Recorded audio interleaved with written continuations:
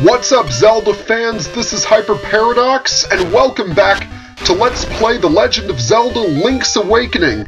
In the last episode, we went through the color dungeon and earned the blue clothes.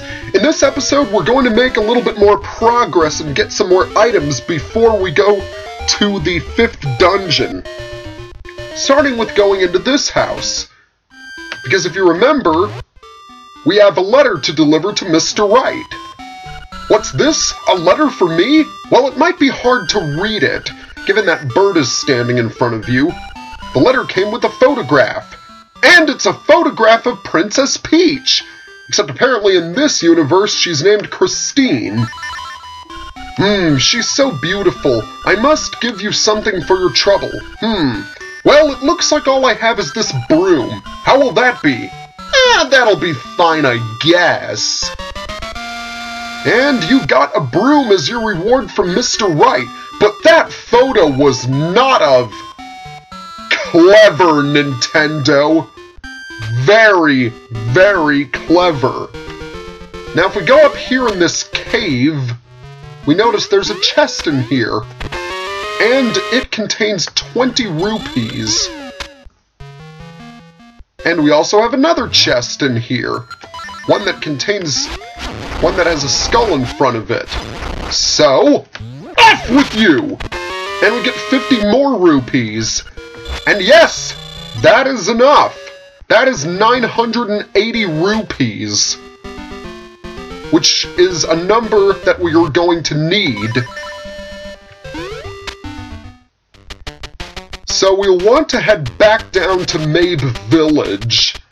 Because not only can we progress a little bit more through the trading sequence, we can also buy the item in the shop, that uber expensive item, because it is actually worth 980 rupees to get.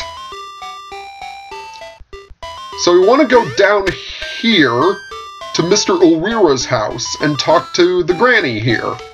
Yahoo! Yahoo! A new broom? For me? It is, isn't it? Yes, it is. Okay, in return you can have this fishing hook I found when I swept by the riverbank. So we have a fishing hook.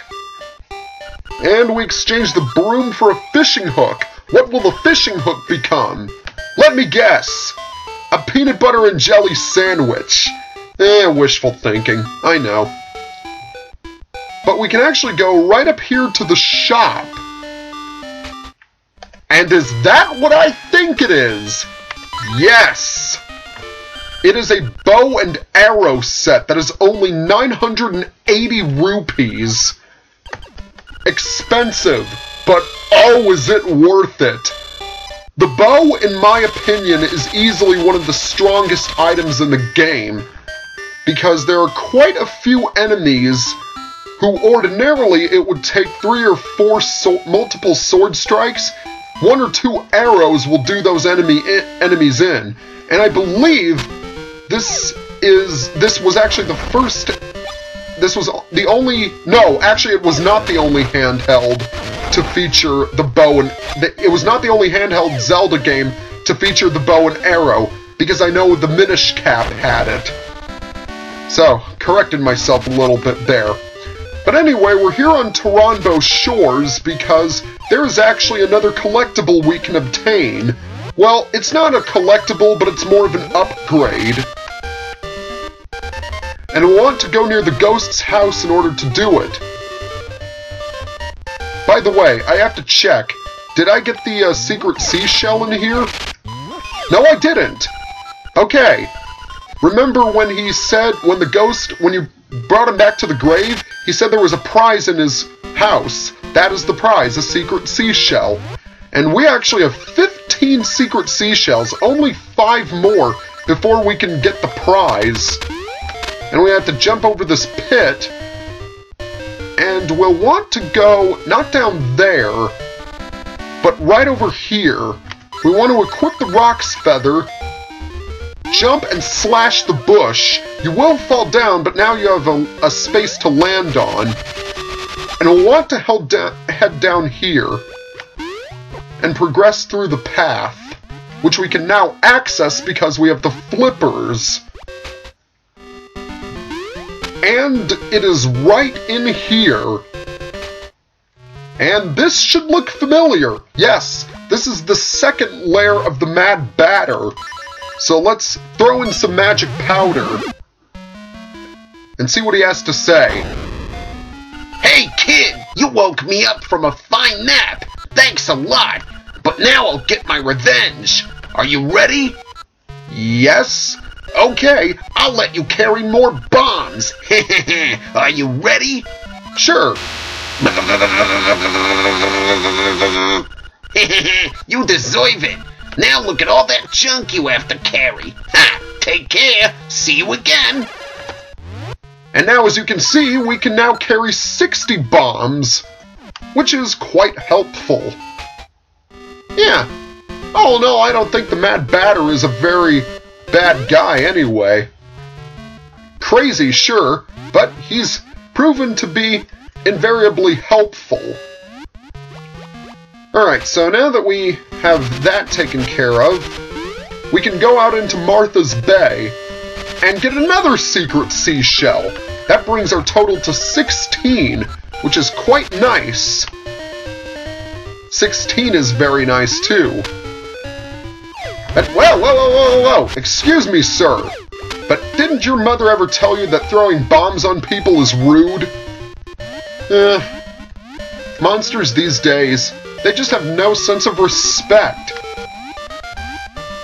So anyway, we'll want to swim around here and towards this bridge, because believe it or not, you can actually swim under this bridge. And check it out, it's our old friend the fisherman. Oh, what is that you have in your hand? It's not a fishing hook, is it? No, it's a piece of dental floss that's attached to a fishing hook. You had better let me have it. I'll give you my next catch if you let me have it. Ooh, I wonder if it's going to be a fishy. Watch a pro at work. It's a fishy! It's a fishy! It's a fishy! It's a fishy! My, that's a big one! That's not a fishy. The fishing hook became a necklace. Lucky! Nice. Interesting, so now we have I don't want to go back there. Okay, we now have a necklace at our disposal. And we can actually trade it not too far from here. And right down there, it's Ariel! No, it's actually Martha the mermaid. But let's see if we can be part of her world. Ah, that's it! That's my necklace! Give it back! I will give you a scale as I said! Ooh, a scale? I wonder... But we don't have anything to measure up with. Oh, that type of scale! You returned the necklace and got a scale of the mermaid's tail. How will you use this? Unfortunately, that is all of the trading sequence we can do for now. Because we cannot access the place where we need to put the scale in. So, I am actually going to cut the video right here, because there is another collectible that we can get, but it's pretty far away. So, I'm going to see you guys in just a second. Alright, here we are in Canelet Castle. Now, believe it or not, there is a piece of heart in here somewhere. It is right down there in the water. That's a place not a lot of people look to find a piece of heart. But more importantly, we have completed the second of 2 heart containers. You get 3 heart containers essentially, because I believe there are only 12 pieces of heart in this game. The fewest in any Zelda game, with Majora's Mask having the most at 52. So, I'm gonna see you guys and cut back in a minute until I get back to the bay. So, see you in just a bit. Alright, so here we are. Now, you might remember that our good friend the owl said that we had to enter into the catfish's maw That definitely looks like a catfish to me. But how do we get in here? What we actually want to do is go into this little alcove right here and dive. And we are going to go underwater. Under the sea, down where it's better. Oh, never mind. So, here we are, in front of the catfish's maw.